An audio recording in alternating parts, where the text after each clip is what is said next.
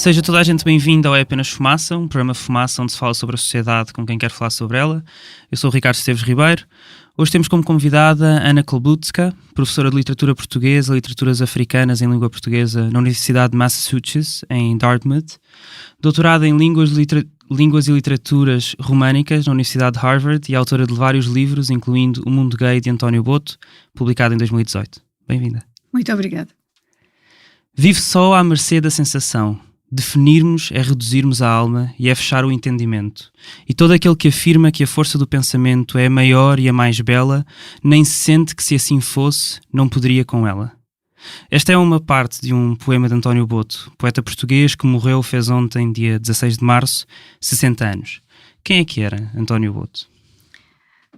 António Boto era um poeta português, autor, mais que poeta, porque também é autor de vários livros em prosa, contos para crianças, contos que não eram para crianças, crónicas, jornalismo, que, no entanto, é sobretudo conhecido e reconhecido, e já era, na época, como o primeiro escritor em língua portuguesa, e realmente não apenas em língua portuguesa, a escrever e a publicar abertamente, em circulação aberta, poesia homoerótica. Poesia homoerótica em primeira pessoa, portanto, não apenas poesia que visasse sobre tópicos do cânone ocidental homoerótico, como se fazia, pelo menos a partir do século XIX, certos mitos, certas figuras que eram objeto de atenção de poetas, escritoras, exatamente, enfim, referências mitológicas, etc, etc, mas um discurso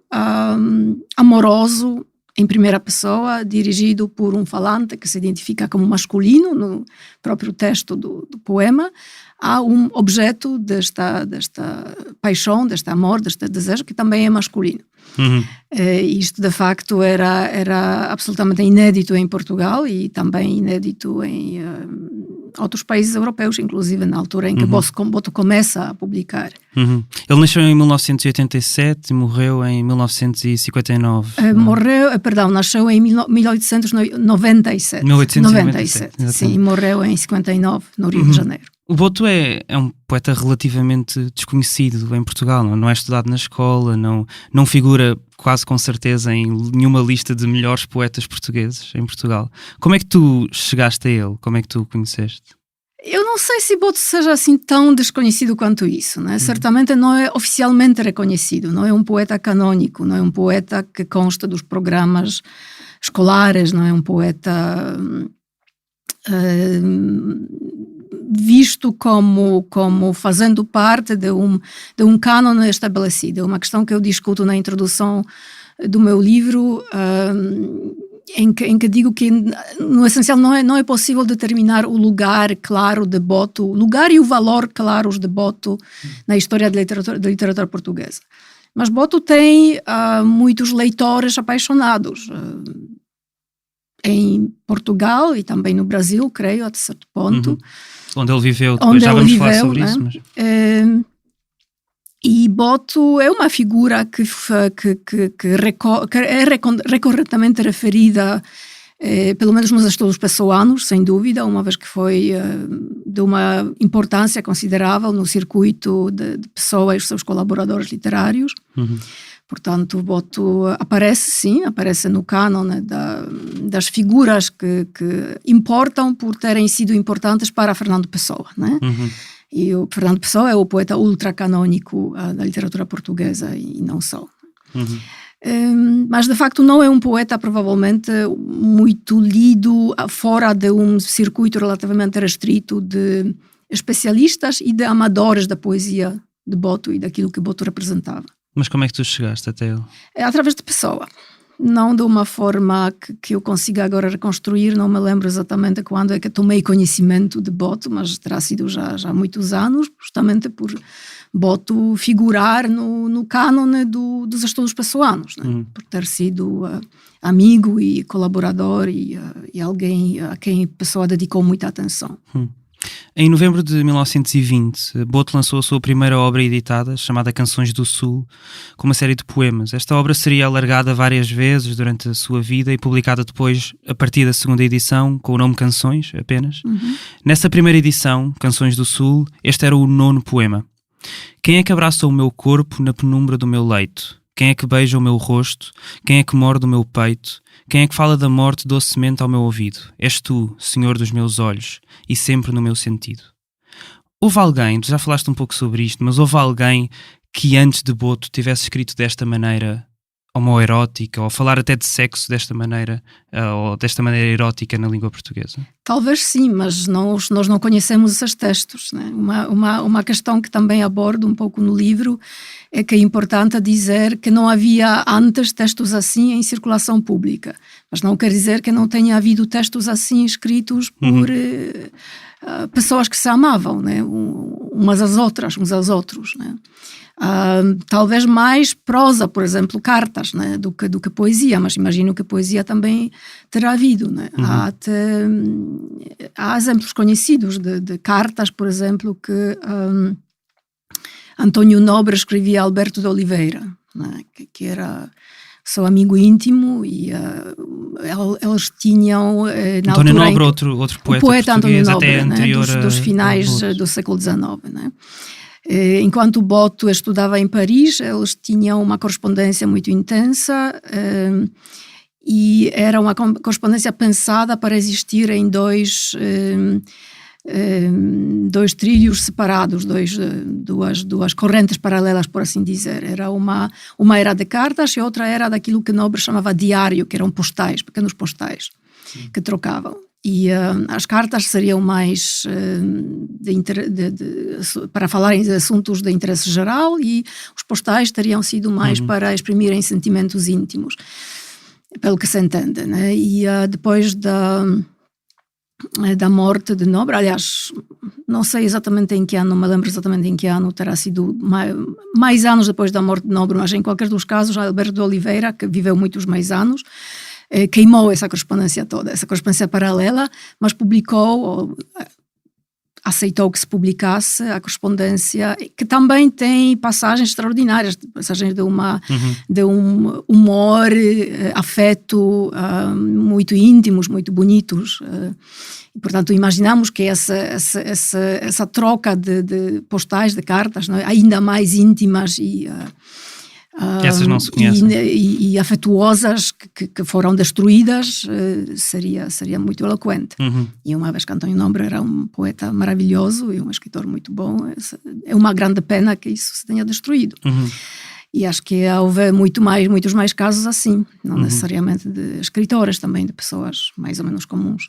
Tu escreves no livro O Mundo Gay de António Boto que Boto foi, estou a citar, a figura mais explícita e assumidamente associada com a identificação homossexual no foro político português nas décadas de 20, Sim. 30 e 40. Sim, sem dúvida alguma, não era obviamente o único, mas era o único que era assumido, ou pelo menos... Sim, bom, usar a palavra assumido é sempre um pouco complicado, né? Eu costumo usar um advérbio como praticamente assumido, ou assim sempre que eu uso no meu ensaio, porque Boto não ostentava esta identificação publicamente, ou seja, não fazia conferências a falar da sua identidade homossexual. Apenas, este é apenas, não é um apenas, um ato de afirmação muito potente, muito corajoso, publicava esta poesia, né? Mas tu achas que Boto se assumiria ou definiria como homossexual? Até porque o teu livro chama-se O Mundo Gay de António Boto, mas a palavra gay nesta altura não tinha a conotação homossexual. Tu própria dizes isso na introdução do livro. Sim. Mas tu achas que Boto se assumiria como homossexual? Ele brincava, ironizava a respeito da sua identificação homossexual, né? Ou seja, mas era quase sempre, quer dizer, tudo o que existe, que são palavras dele, tipicamente transmitidas por outros, né? Sobre isso, são justamente uma forma de discurso oblíquo, ironizante, né? É o que dizem de mim, né? Há uma frase que é muitas vezes atribuída a ele, mas que não se sabe, acho eu, que tenha sido verdade ou não, em que ele diz: sou o único homossexual reconhecido no país. Depois de ter sido despedido, supostamente depois de ter sido despedido no trabalho que tinha na função pública em Angola, por, estou a citar, ter desacatado uma ordem verbal de transferência dada pelo primeiro oficial, investido ao tempo em funções de diretor por impedimento do efetivo. B. Não manter na repartição a devida compostura e aprumo, dirigindo galanteios e frases de sentido equívoco a um seu colega, denunciando tendências condenadas pela moral social. E C. Fazer versos e recitá-los durante as horas regulamentares do funcionamento da repartição, prejudicando assim não só o rendimento dos serviços, mas a sua própria disciplina interna. Exatamente. Portanto, primeiro uma pequena correção. Ele não foi despedido do trabalho que tinha em Angola. O trabalho em Angola foi apenas num período de menos de um ano, salvo erro, entre 24 e 25, 1924 e 1925. Foi um erro. E depois, quando voltou a Lisboa, de facto recebeu esta colocação no Governo Civil de Lisboa, em que se manteve quase 20 anos, né? Digamos, entre 25 e 42, portanto, 17 anos. Portanto, foi despedido aqui? Foi despedido aqui em Lisboa, sim. E quanto a esta frase, é de facto uma frase apócrifa, eu não encontrei nenhuma confirmação, mas ela aparece muitas vezes naquele acervo da escrita biográfica sobre Boto, memorialista, né? E de outros autores que, entretanto, pegaram em Boto já depois da morte dele. Ela é ecoada tipicamente. Né? E sim, o despedimento de facto teve essas razões oficiais e oficialmente afirmadas no Diário da República. O que eu também acho interessante é que duas destas três razões que tu acabas de citar, de repetir do documento oficial, sejam de natureza elocutória, ou seja, era esta liberdade discursiva, né? Recitar versos, né? E dizer galanteios a um colega. E a terceira, pronto, era uma infração, assim, não sabemos exatamente de que se tratou, né? Uma recusa de obedecer a uma ordem. Portanto, esta liberdade discursiva que Boto mostra já com a publicação das canções, né? E que depois mantém na sua atuação social, na sua presença social, que acaba por o vitimizar, que acaba por o penalizar de forma que lhe tira realmente os meios de sobrevivência. Era de uma família pobre, era pobre sempre, toda a vida viveu mais ou menos pobremente. E enfim, isso leva também, daí a 5 anos, esse autoexílio no Brasil, que acontece nos últimos anos da vida, nos últimos 12 anos da vida. Vamos falar sobre isso. Mantendo-nos ainda na parte que eu diria mais extraordinária, erótica da poesia de Boto, e já haveremos de falar sobre outras coisas, talvez fosse interessante falar para as pessoas que não conhecem alguns dos poemas que ilustram isto, não é? Por exemplo, em Canções, uma parte de um poema que diz: quero entregar-me, sentir outro corpo que pretenda insinuar-se, vibrar, não é? E depois há também, e tu citas várias vezes este caderno a que ele deu o nome de Caderno Proibido, uma série de poemas inéditos que não foram publicados e que se acredita terem sido escritos já no Brasil depois de 47, e que contém as descrições mais pornográficas que ele escreveu. Um dos poemas que começa sempre... São vários rascunhos, talvez, de um poema que começa sempre com o verso Palácio dos Quartos Alugados. Diz: Palácio de quartos alugados, beberam até cair e caíram abraçados. No inicial abraço da violência penetrante, profundamente apertados, não viam senão os corpos. Cada um via o seu corpo apetecido, mas os dois encostados dividiam-se buscando a mesma sensação unida. Num intervalo de segundos, despiram-se rapidamente, atirando com as camisas, com as calças e as cuecas, mais as meias e sapatos, o casaco e o blusão para o chão, atapeteado. O mais possante dos dois, eram atletas musculosos, bem feitos, novos, civilizados, procurava satisfazer toda a imensa atração da sua grande vontade em possuir o companheiro. Mas o companheiro era ele tão valente como ele. E ambos nus, estiraçados, apresentavam dois touros imensamente arrebitados. Então o primeiro, pelo que via, sem calcular, atira-lhe a boca ansiosa e não o deixa de chupar. Tudo esquece, tudo para, nesse prazer em que a dor faz o prazer ainda maior. caem no amplo chão, os corpos tocam-se como para dormirem, ao contrário, as cabeças deitam-se nos ventres, côncavos, belos, conchas de um batismo singular. As bocas, ao mesmo tempo, não perdem tempo de chupar nas glândulas carnudas e frescas da juventude, daqueles maravilhosos pulsos longos, de possantes ereções, sensações que rebentavam numa crescente harmonia de dois corpos dominados pela mesma naturalidade. Sim, sim, diz. Eu ia dizer que uma coisa que tu também escreves, eu queria agora ir aqui buscar, é que tu dizes, convém notar também a ausência de qualquer discurso lírico heteroerótico que exprimisse o desejo concretamente carnal e alegremente consumado de uma forma tão cândida e afirmativa como este e vários outros poemas de Boto. Não era só o facto disto ser sexual e homossexual, homoerótico, era facto de ser sexual e carnal desta maneira, não é? Que era extraordinário. Também. Obviamente, pronto, a escrita pornográfica não era apenas uma coisa cultivada por Boto e não era nada raro nem incomum, não é? E conhecemos vários escritores, né, ao longo da história da literatura em língua portuguesa, né, que escreveram poemas que se podem descrever como pornográficos ou hardcore, ou como quisermos, né?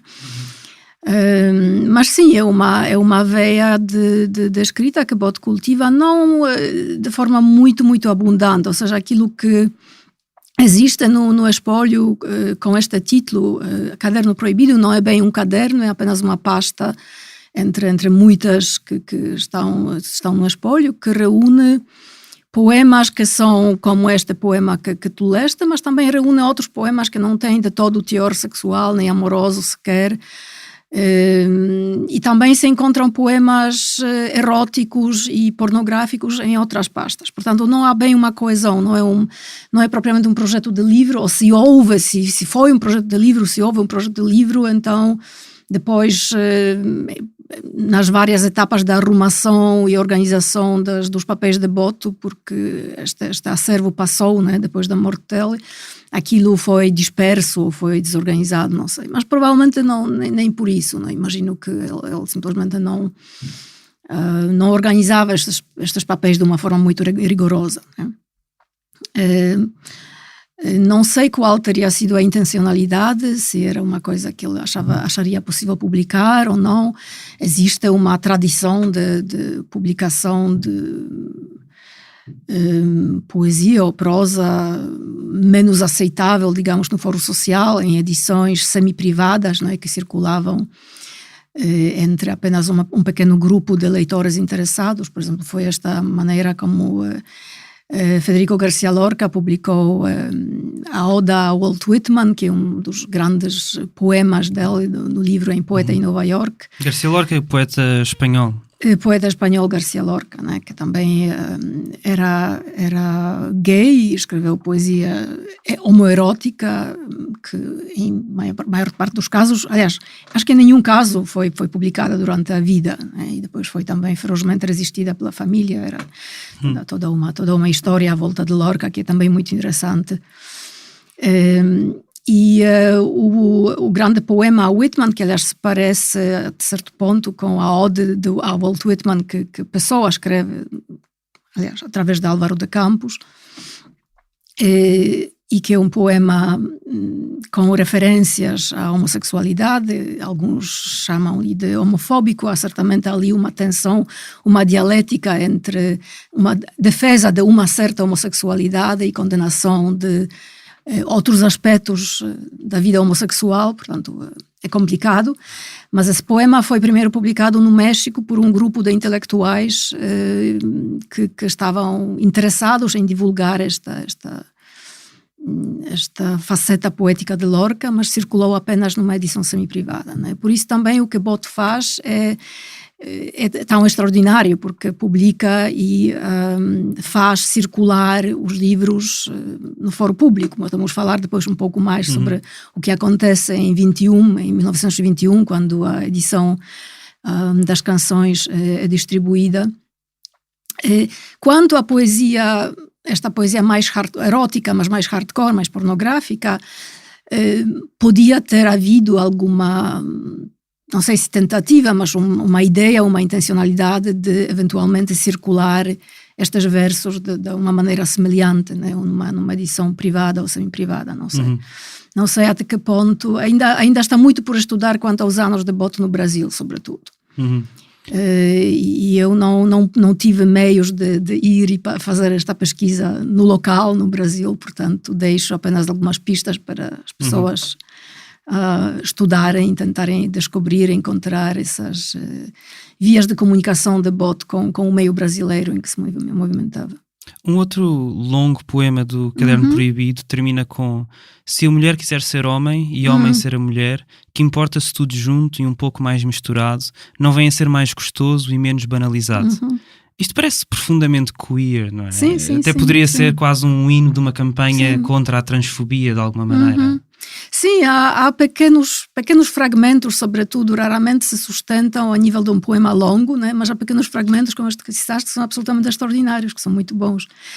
E em Boto há muitas atitudes contraditórias, ou seja, não é esta talvez a atitude dominante, até quando ele fala da identidade de género, quando fala de homens, mulheres, esta não é a atitude típica necessariamente. Ele tem ideias muito concretas e muito conservadoras, diria até misóginas, sobre as mulheres, sobre o que devia ser uma mulher, quer dizer, sobre o ideal social positivo de uma mulher, o que devia ser uma mulher. Nada disso é queer nem feminista, certamente. Ele escreveu, por exemplo, só para complementar, numa pasta que tem o nome de Poesias Dispersas 6, podem ler-se coisas como, por exemplo, errado metê-la dentro, a mulher, de negócios e de conversas, certo. E ainda a mulher quer possuir o segredo masculino para do homem fazer um boneco ou um menino. Exatamente. Eu falo um pouco sobre isso no meu ensaio, mas também não queria concentrar-me excessivamente nesta faceta que é das menos interessantes de Boto. É uma espécie de sexismo e misoginia muito comuns na época e ele não é original nisso, né? Mas de facto há uma certa também expressão digamos, da opressão pelo meio heteronormativo, né? da opressão pelo padrão heteronormativo, que é constante e patriarcal, mas que também inclui, né, a mulher que se ajusta ao padrão heteronormativo e que também por isso passa a ser opressora, de certa forma, né? A leitura mais generosa que se pode fazer deste filão misógino, né, que é recorrente. O Boto viveu em união de facto durante a maior parte da sua vida adulta com Carminda da Conceição Silva Rodrigues.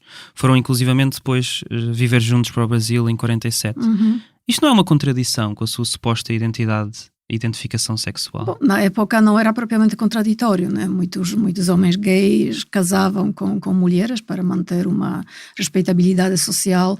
Não sei se será esse o principal motivo para Boto, porque uma vez que era, né, um homem gay efetivamente desarmarizado, não havia nada para esconder realmente ou para manter as pretensões de uma identidade heteronormativa.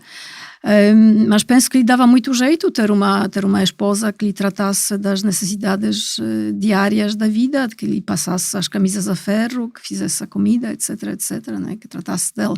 Penso que foi este o motivo principal, provavelmente, para aceitar esta vida em ela união é citada de facto. Até como a minha enfermeira. É a minha enfermeira, exatamente. Quando se refere a ela em umas cartas de 29, ou talvez início dos anos 30, não me lembro exatamente neste momento, que escreve, julgo que é António Ferro, refere-se justamente a uma doença que era uma doença recorrente e que sofria, e refere-se a Carminda Rodrigues como justamente a minha enfermeira, né? Alguém que tomava conta dela.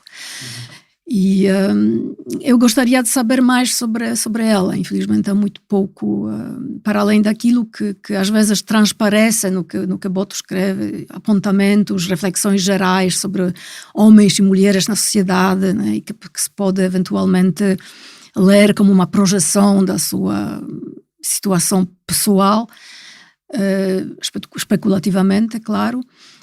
Nós não sabemos praticamente nada sobre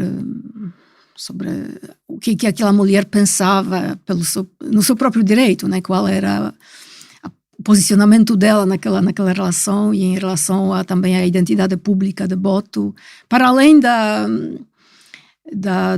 admiração e do amor que lhe dedicava, né, e que depois transparecem quando ela, enquanto viúva, né, fala de Boto aos jornais brasileiros, por exemplo, quando aparece no fórum público do qual não fazia parte antes, porque é a sobrevivente, é a viúva de Boto, né, e aparece nos jornais, aparece em fotografias nos jornais, inclusive, ao lado de um busto de Boto, de fotografias de Boto, é uma espécie de pequeno altar lá em casa, né, e ela é fotografada junto a essas imagens de Boto e fala do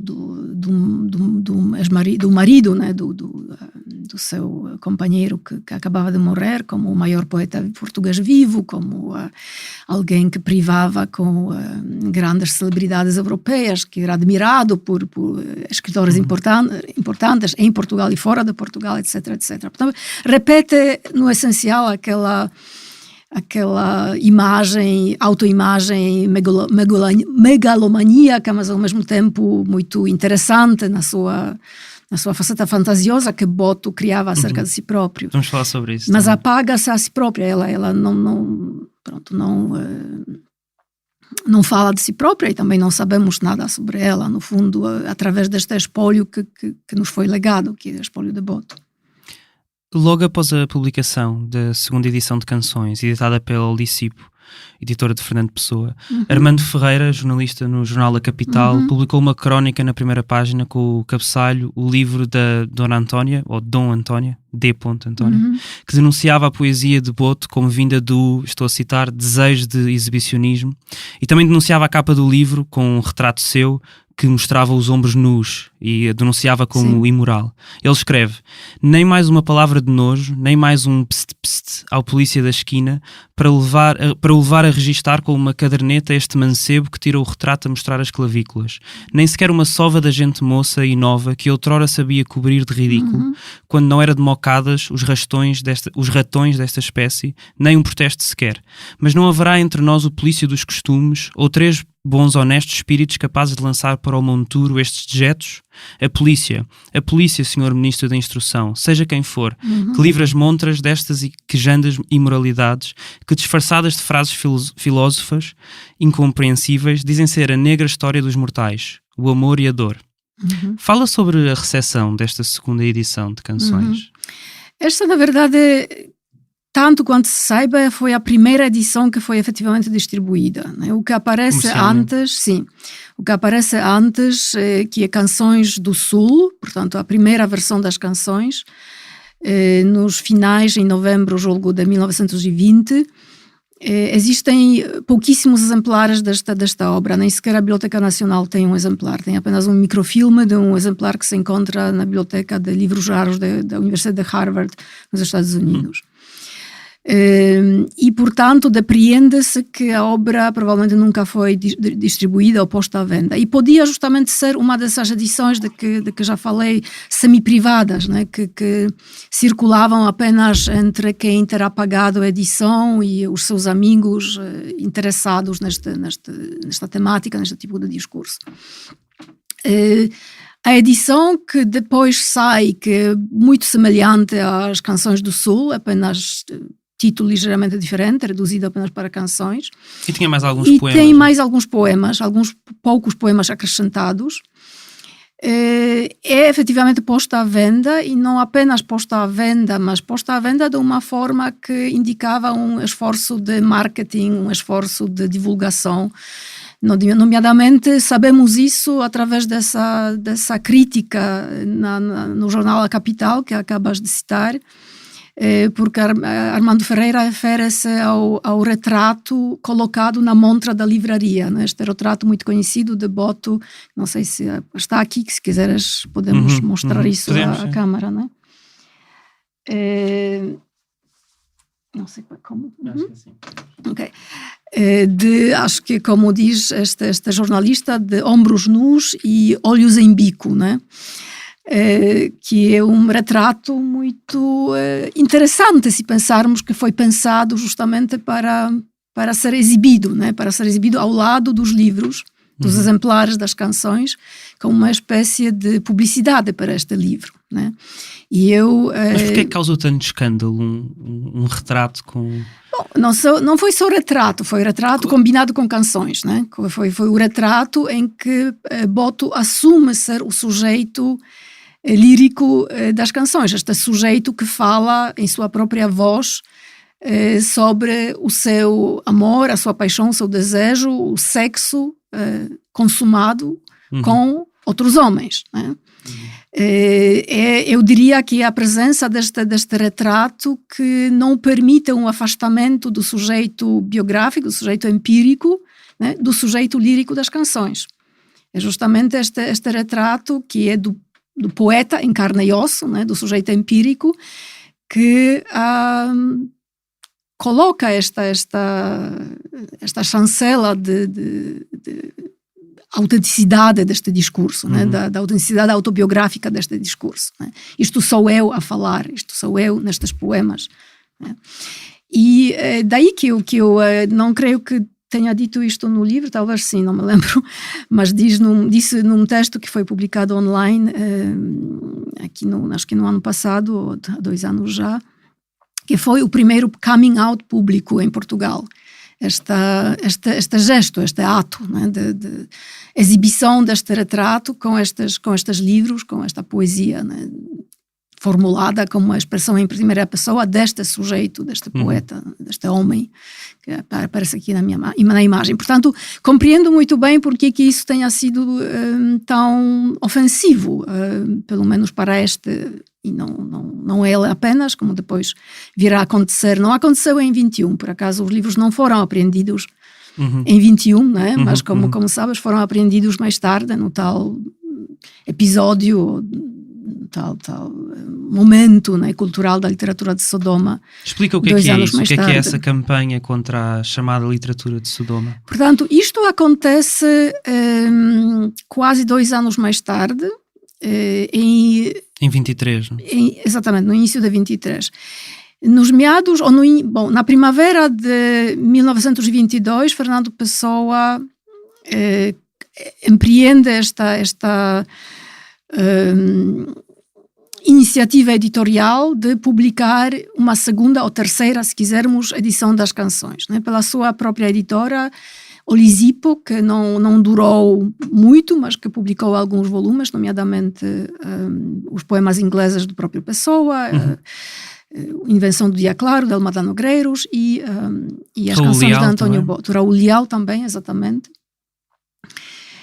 E esta edição é impressa, ou pelo menos composta, na primavera de 22, mas é apenas posta à venda no outono. Não sabemos exatamente porquê. E, entretanto, nos meados de 1922, Fernando Pessoa publica o primeiro dos seus ensaios sobre Boto, que serão vários, mas este foi o primeiro e provavelmente o mais consequente, por causa, se pensarmos nos efeitos sociais e culturais que acabou por suscitar. António Boto ensaio, e o ideal estético. Exatamente, em Portugal. Provavelmente o mais conhecido desses ensaios, justamente porque suscitou essa reação. Tu dizes que no livro Mundo Gay de António Boto que é seguro constatar que o primeiro tiro da batalha sobre a literatura de Sodoma foi dado por Pessoa exatamente com este ensaio. Porquê é que dizes isso? Exatamente. Porque se olharmos depois para o conjunto dos textos que vão sendo publicados na Contemporânea, sempre na revista Contemporânea, né? E depois há alguns folhetos, algumas publicações avulsas que também pertencem a esse grupo textual, por assim dizer. Pessoa muito claramente quer lançar uma polêmica à volta não apenas de Boto, mas de expressão homoerótica, homossexual, sexualidades dissidentes, chamemos-lhe o que lhe chamarmos, que envolve também Raul Leal, que envolve outros escritores, outros protagonistas culturais, por assim dizer, alguns dos quais claramente identificáveis, outros que pertencem a este debate, a este campo de debate e de discussão de forma um pouco mais oblíqua. E, portanto, na Contemporânea, dos números seguintes da Contemporânea até o início de 23, continuam a ser publicados os textos. Deixa-me ler-te um pouco desse ensaio de Fernando Pessoa.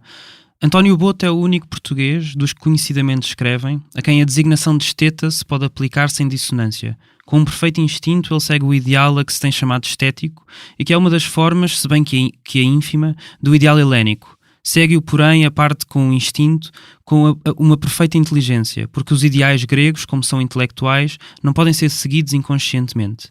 É que é o único exemplo em Portugal da realização literária de qualquer espécie do ideal estético. Tu achas que isto foi um golpe de marketing? Bom, é complicado articular estes textos que a pessoa escreve com a ideia da publicidade que quer dar ao livro que vai publicar ou que já está a publicar e que vai lançar. Acho que tudo isso era uma espécie de esforço de marketing, mas não exatamente de um livro para se vender, mas justamente destas ideias, destas identidades, destas possibilidades de expressão identitária. Uhum. Era uma espécie de campanha homófila de Pessoa e dos seus colaboradores para visibilizar, para dar voz a identidades e dissidências identitárias como a de Boto, né, e de Raul Leal, que eram os dois, digamos, duas figuras de proa. Né, mas tu concordas que Boto era, como escreve Pessoa, o único exemplo em Portugal da realização literária de qualquer espécie do ideal estético? Achas que ele era o ideal estético? Não, acho que esta era uma das maneiras de interpretar Boto que a Pessoa colocava em seu próprio nome, que a pessoa propunha em seu próprio nome, mas que depois contradizia muito diretamente através do Álvaro de Campos. Né? Uhum. Que escreveu, não muito tempo depois, a arte do Boto é integralmente imoral. Exatamente. Não há célula nela que esteja decente. Exatamente. E eu acho até, se não tens este fragmento, gostaria de ler, porque acho muito bom o que Álvaro de Campos escreve, justamente respondendo ao ensaio de Pessoa.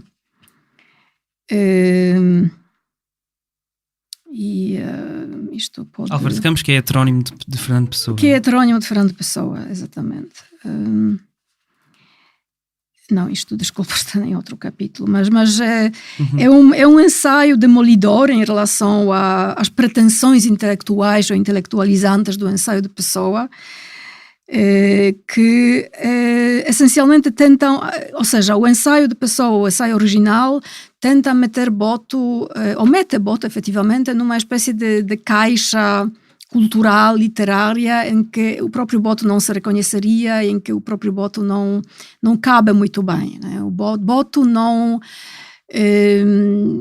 as raízes de Boto literárias, culturais, pessoais, autobiográficas, não se encontram na literatura de elite que se pode descrever como a vertente do esteticismo vitoriano, sobretudo em língua inglesa, que era cultivada pelos escritores homófilos, digamos assim, sobretudo em língua inglesa a partir das últimas décadas ou até meados do século XIX. Pessoa era extremamente familiarizado com esse cânone literário, cultivava essas leituras, cultivava essas referências literárias, culturais, mas Boto realmente não tinha nada a ver com isso. A sua estética era completamente diferente, era muito mais castiça, era muito mais... derivava até a própria estética, o tipo de discurso poético que produz deriva muito mais das raízes na poesia popular, por exemplo, obviamente sem a temática homoerótica, mas em termos estéticos, né, em termos estilísticos. Mas achas que a pessoa tentou de alguma maneira intelectualizar o Boto e assim apagar-lhe o lado sexual de alguma maneira com este ensaio? É uma das coisas que a pessoa faz neste ensaio, né? Que é apagar, até certo ponto, apagar a intencionalidade atrás do homoerotismo botiano, né? Apresentando o homoerotismo botiano como uma espécie de pose literária, né? De pose literária, estilística, que acho que o próprio Boto não iria reconhecer em si próprio. Mas justamente depois, né, Pessoa, em nome de Álvaro de Campos, coloca uma interpretação exatamente oposta a essa interpretação de Pessoa. Queres ler, então? Se calhar devíamos ter partilhado antes as tuas perguntas para conseguir encontrar os dois certos.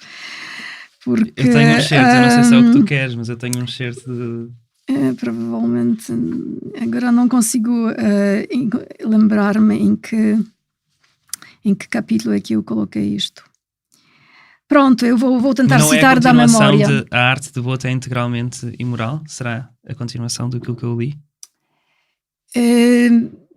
Este certo também é bom, mas há a conclusão que Álvaro de Campos dá a esse ensaio, que tem a ver com a pessoa meter lá gregos, pessoa mete lá gregos no ensaio e que não faz sentido nenhum. Os gregos eram lá estetas. Os gregos existiram.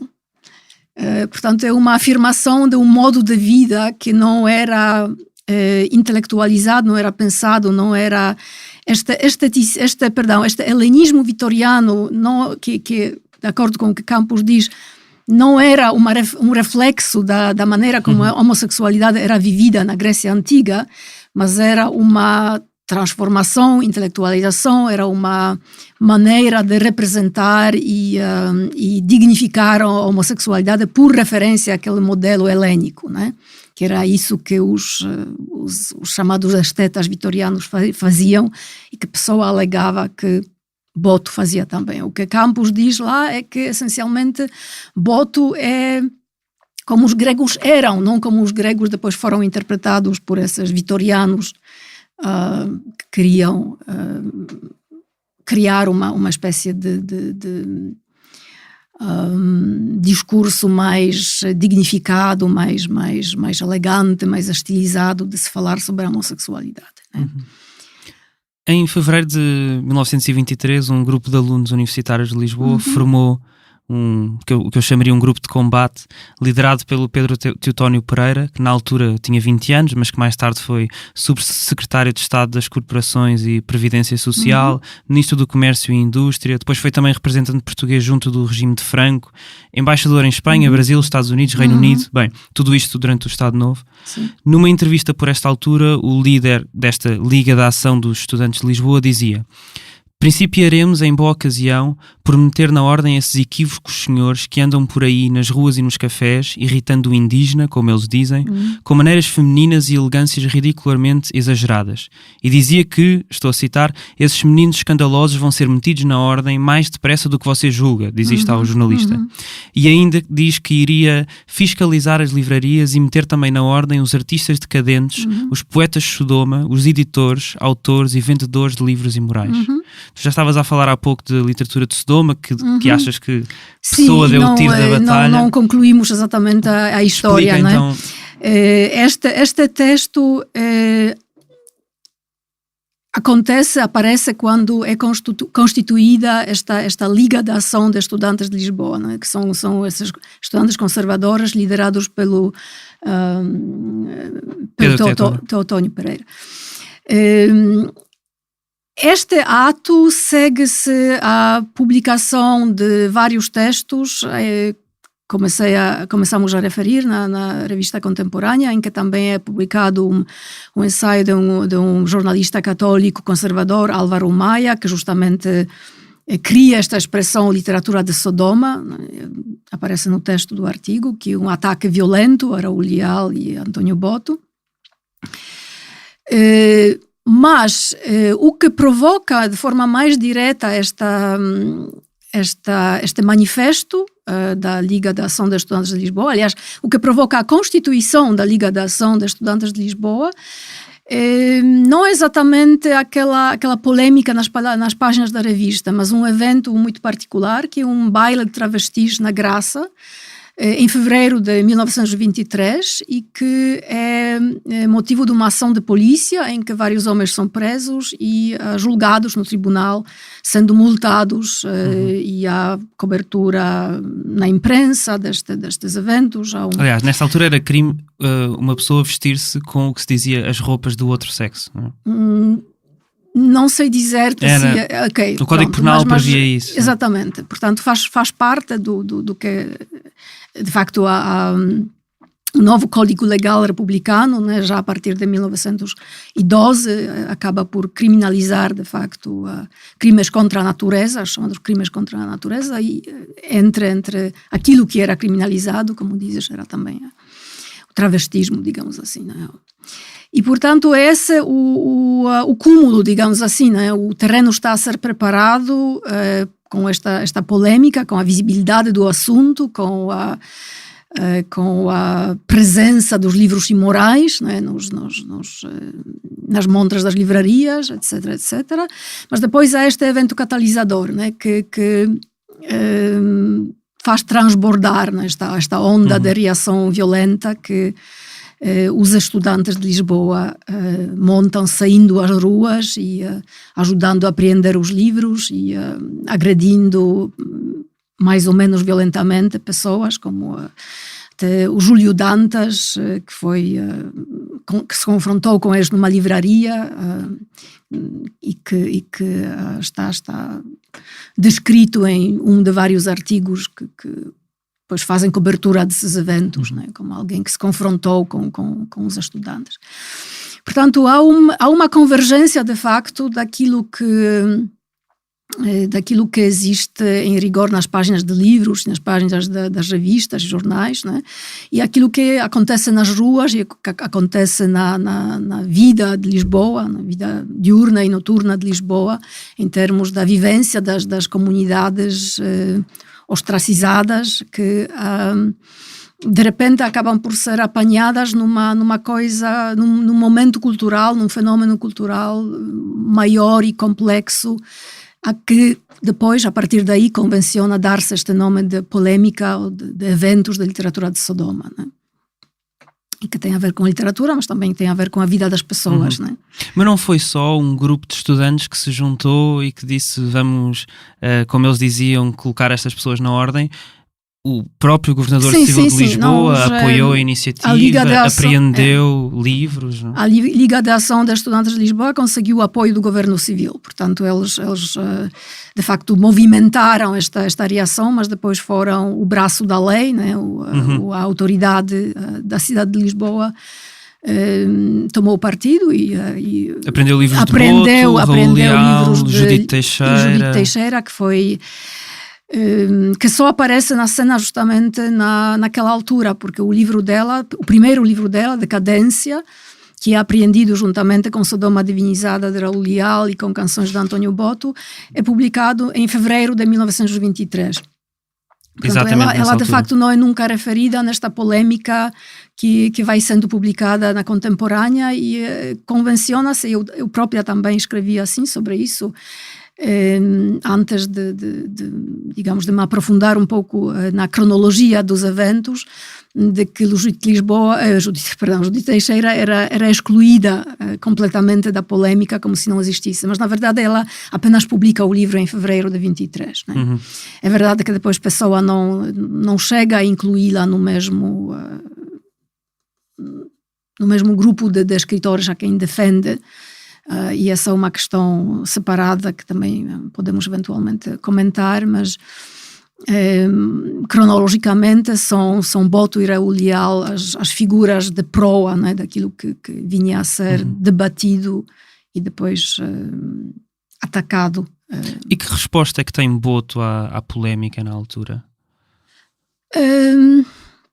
Boto publica um panfleto, entre vários que eram publicados, né? O próprio Pessoa publica um aviso aos estudantes de Lisboa, Raul Leal também publica uma resposta, mas não há muita matéria para sabermos exatamente de que forma Boto se posiciona nessa polêmica, né? Costuma pensar-se, talvez porque esta reputação estabelecida de Boto é que era megalómano e que era muito narcísico e qualquer espécie de atenção que lhe era dedicada devia agradá-lo, etc, etc. Esta é, digamos, a visão estabelecida de Boto. Mas há também motivos para pensarmos que aquilo não teria sido assim tão fácil e agradável para ela, né? Ela era, de facto, o centro, né, destas provavelmente mais do que Raul Leal, em parte porque a escrita de Raul Leal era realmente impenetrável e não tinha o mesmo tipo de acessibilidade que a poesia de Boto tinha e continua a ter. E portanto acho que ele era por muito... ser mais intelectual de alguma maneira, é isso?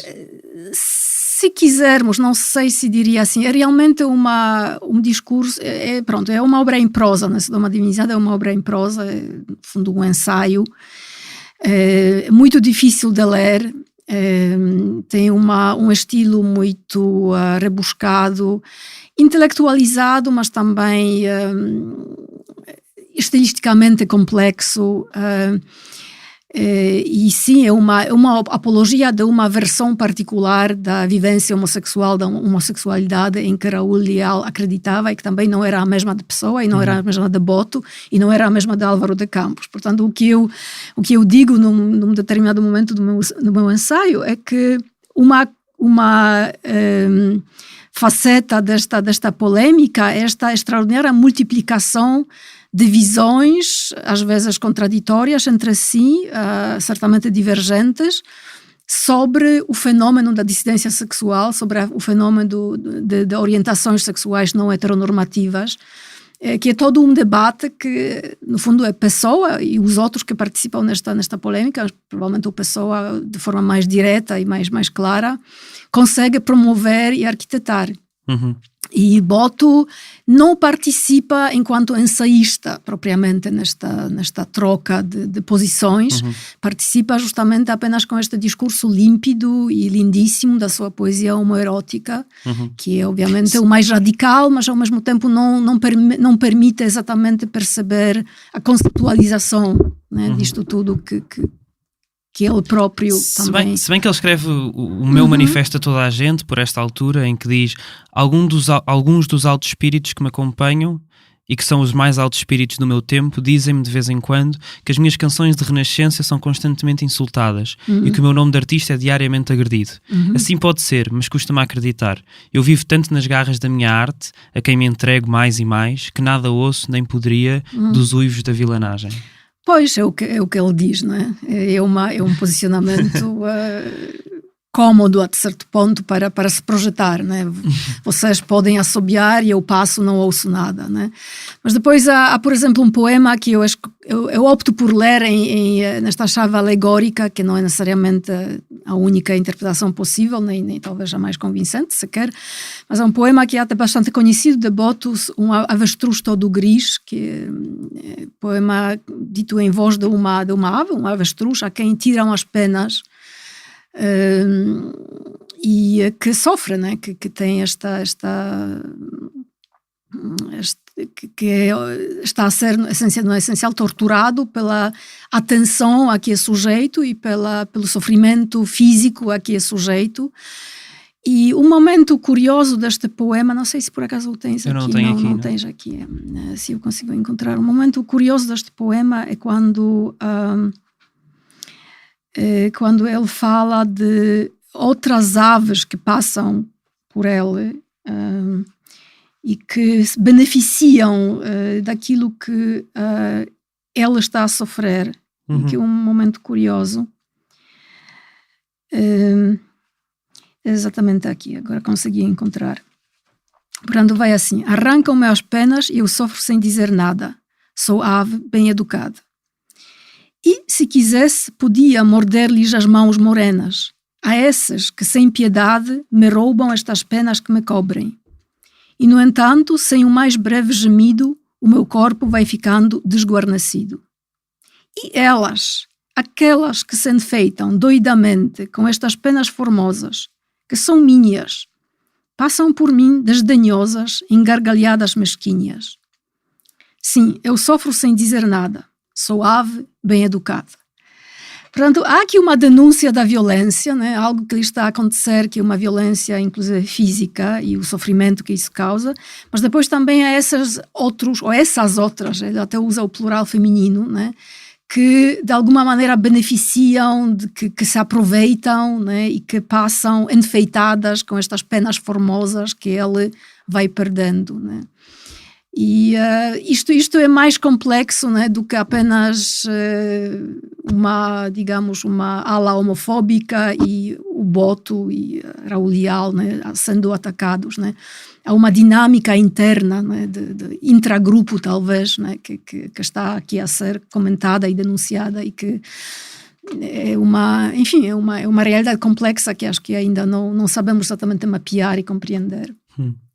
Em 1974, o poeta Jorge de Sena escreve um ensaio publicado como introdução a poemas ingleses de Fernando Pessoa e diz: de certo modo, Boto foi também um heterónimo de Fernando Pessoa.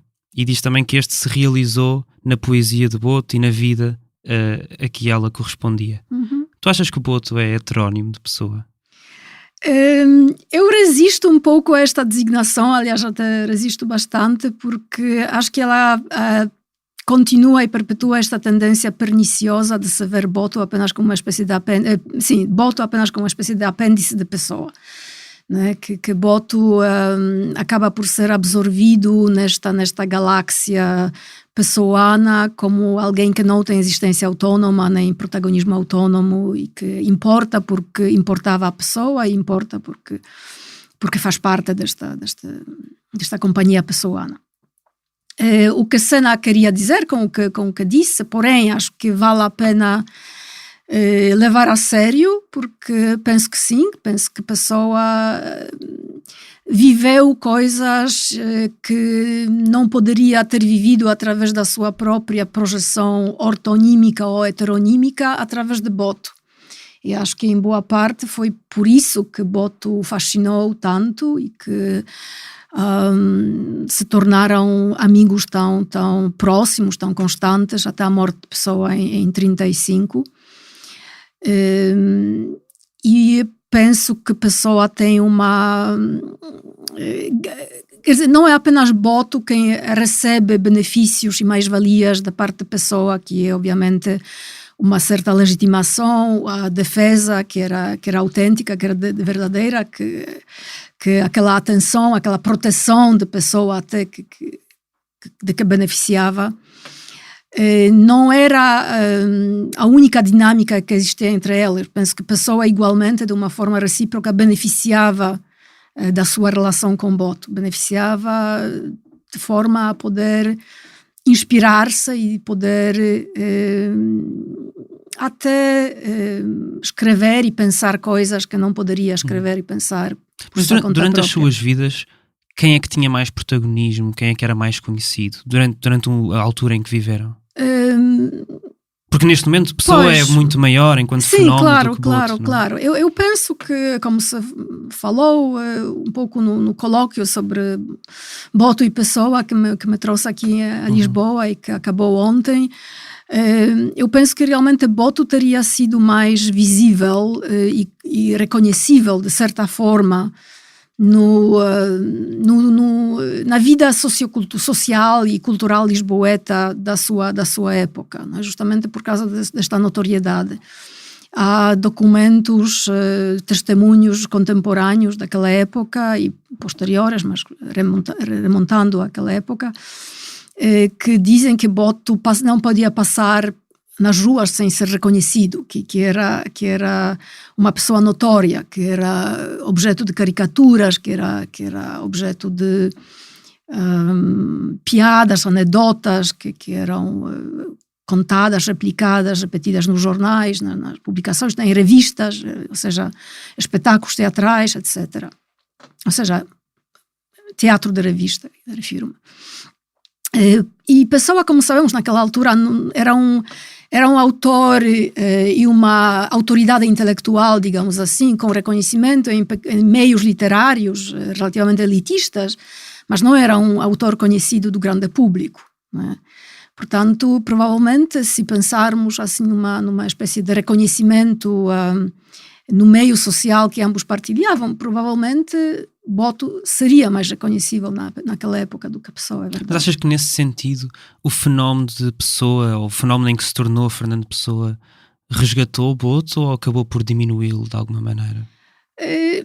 Isto é uma pergunta complexa, porque eu não sei o que teria acontecido com Boto se Pessoa não se dedicasse a promovê-lo e defendê-lo. Ou seja, Boto publicou canções em 1920 e depois 21, sem que se saiba qualquer intervenção direta da pessoa.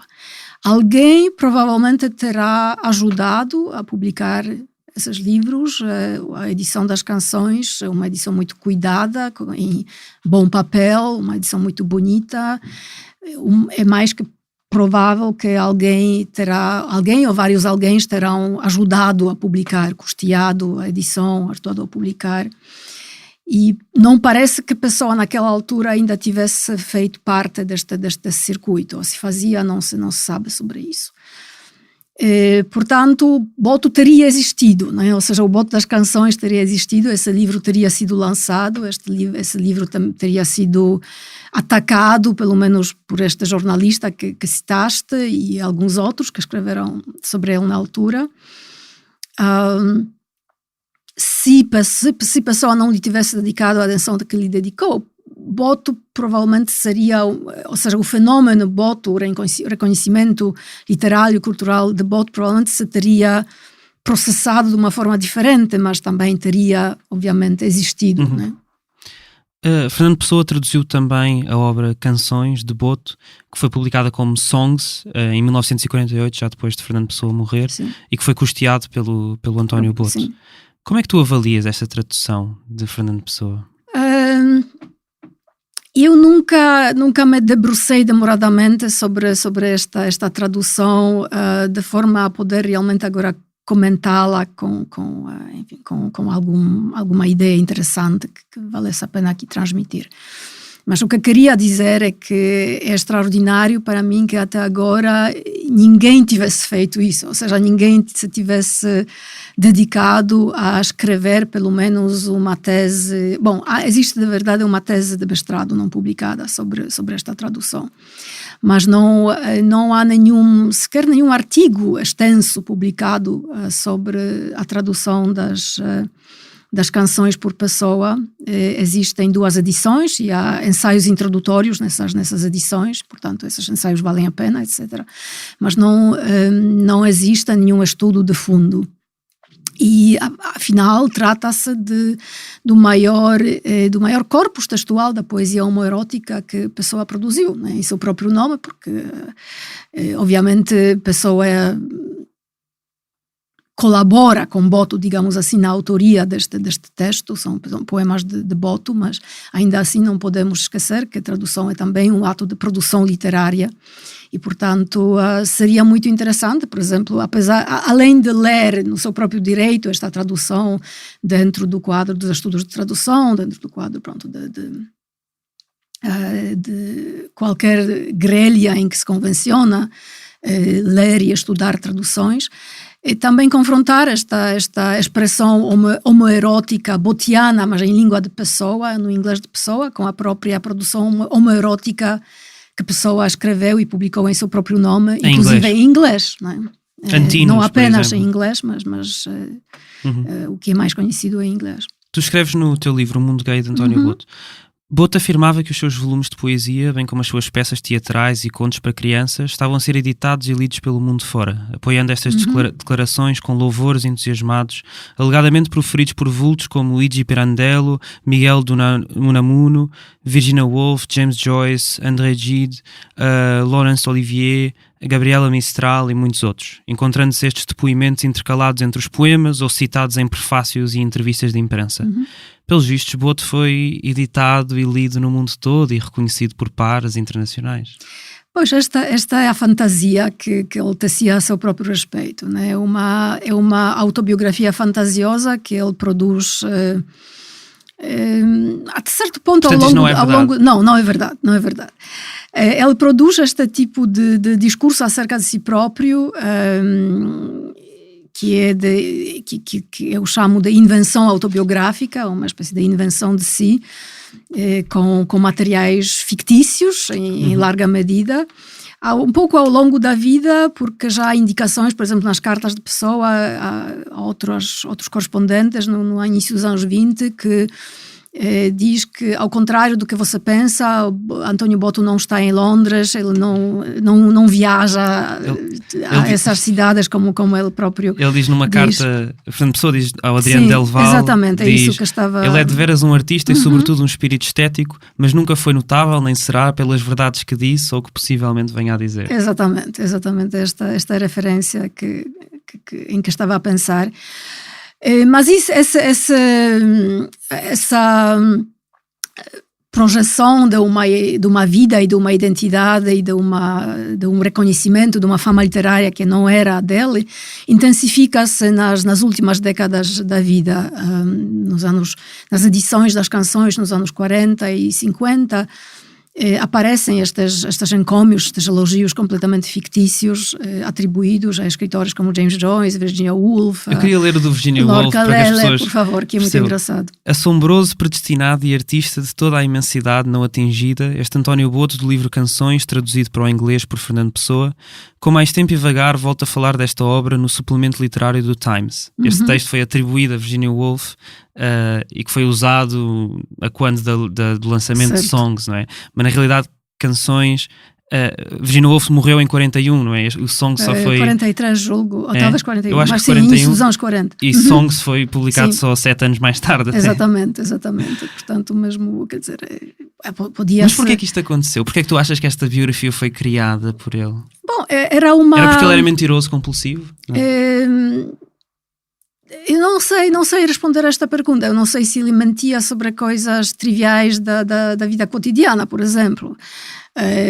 Mentia, se quisermos usar esta palavra, acho que sim, é legítimo usar esta palavra acerca de si próprio, de certa forma, de uma maneira não inteiramente diferente daquela que a pessoa usava para mentir em voz dos seus heterônimos, né? Criar realidades fictícias, né? em que personalidades poéticas inexistentes passavam a ter vida própria, a falar uns dos outros, a aparecer nos encontros com a Ofélia de Queiroz, onde aparecia Álvaro de Campos, ou seja, ela entrava nesse jogo, a Ofélia de Queiroz, que era a única namorada que se conhece de Pessoa, né? que na correspondência comenta, por exemplo, aparecer num encontro com Pessoa, Álvaro de Campos, e ele entra nesse jogo e também comenta sobre a existência alegadamente verídica de Álvaro de Campos. Né? Enquanto outra pessoa. Enquanto outra pessoa, exatamente.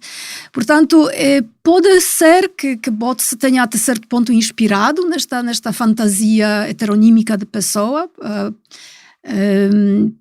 Não sei responder a isso. Até certo ponto, creio que era também um esforço de dignificação e legitimação da sua própria personalidade, do seu próprio protagonismo literário. Achas que Boto receava mais que as pessoas o vissem como gay ou como provinciano só, e não o cosmopolita que ele vendia? Eu acho que as duas coisas andam muito ligadas, né? Aqui uma perspectiva interseccionista sobre Boto impõe-se, né? Porque ele era... as suas origens de classe eram muito diversas daquelas que partilhavam a grande maioria dos escritores e artistas intelectuais com quem partilhava, que eram geralmente da burguesia, alta burguesia, né? Boto era de uma família genuinamente pobre. O pai mudou para Lisboa quando, ou seja, a família toda mudou para Lisboa quando Boto tinha, salvo erro, 5 anos, para trabalhar nas fragatas do Tejo, né?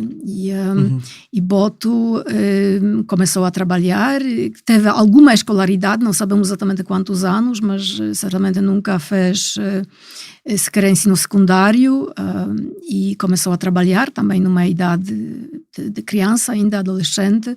Teve uma vida muito diversa daquela que partilhavam outros membros do meio em que depois passou a se movimentar.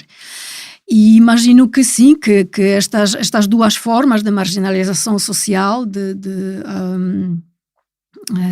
opressão, se quisermos, né, juntavam-se obviamente na identidade dele e eram provavelmente motivo daquela ficção compensatória que ele criava a seu próprio respeito. Né? Ele escreveu como epígrafe de Canções do Sul e também na segunda edição, portanto a primeira, Canções, o homem será sempre um mortal enigma, a sombra das sombras. Não? E a vida dele parecia na realidade um enigma até hoje. Sim.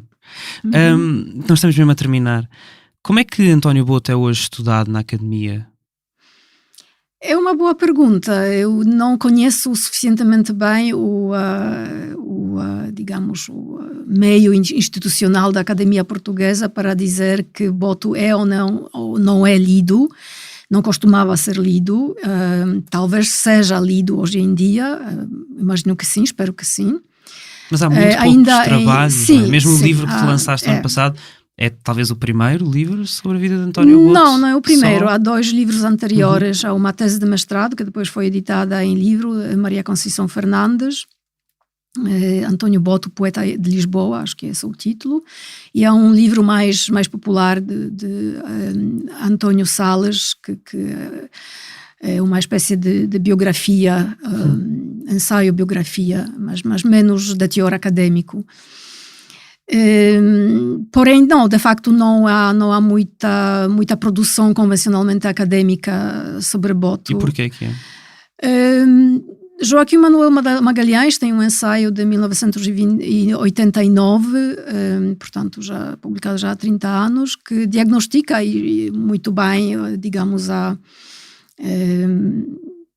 existência ou a não existência de Boto no fórum institucional da literatura portuguesa, a história da literatura portuguesa, do ensino da literatura portuguesa, e diz que Boto não é visto, naquela altura em que ele escreve isso, não é visto como um tópico respeitável de aulas ou seminários de literatura, mesmo na universidade, e refere-se indiretamente, obliquamente, a um ensaio de Oscar Lopes, que é anterior, de 88, salvo erro, publicado em Entre Fialho e Nemésio, que é bastante... projeta uma visão muito negativa de Boto como um poeta cujo valor literário não se justifica, que foi gerado artificialmente pela notoriedade pública de Boto e que não deve ser reconhecido. E penso que se pode ver considerar esta visão de Oscar Lopes como mais ou menos dominante institucionalmente naquela época e também nas décadas que se seguem. Fora de Portugal, Boto é lido, certamente, não é? Aulas de literatura que eu, alguns dos meus colegas e minhas colegas achas que existe mais investigadores estrangeiros a trabalhar sobre Boto do que em Portugal? Talvez nem por isso, não sei, porque também não são muitos fora, né? Mas sim, há, por exemplo, uma tese de doutoramento recente no Brasil, né, de Ricardo Martins Marques, que não existe nenhuma tese de doutoramento em Portugal sobre António Boto, né, por exemplo. E creio que também não existe nenhuma fora de Portugal, em outro país que não o Brasil. Portanto, sim, há ainda muito por fazer. Este foi mais um episódio do É Apenas Fumaça, um programa Fumaça onde se fala sobre a sociedade com quem quer falar sobre ela. Muito obrigado, Ana Kolbluxa, autora de O Mundo Gay de António Boto. Esta entrevista foi preparada por mim, Ricardo Esteves Ribeiro, e pelo Pedro Miguel Santos. O Bernardo Afonso fez a edição de som, a Joana Batista fez a edição de vídeo. Obrigado também a Adam Mahler, Diogo Agostinho, Luís Souza, Nádia Simões e Artur Freitas, que ajudaram nesta entrevista com sugestões de perguntas e de temas. Fazem ainda parte da equipa Fumaça Ana Freitas, Frederico Raposo, Maria Almeida, Mo Tafes, Sofia Rocha, Tomás Pereira e Tomás Pinho, e também Margarida David Cardoso, que juntou esta semana à equipa. Muito bem-vinda. A música é dos Lutz Fever. Houve mais episódios em fumaca.pt, no YouTube, Spotify ou na tua aplicação de podcasts. Até já.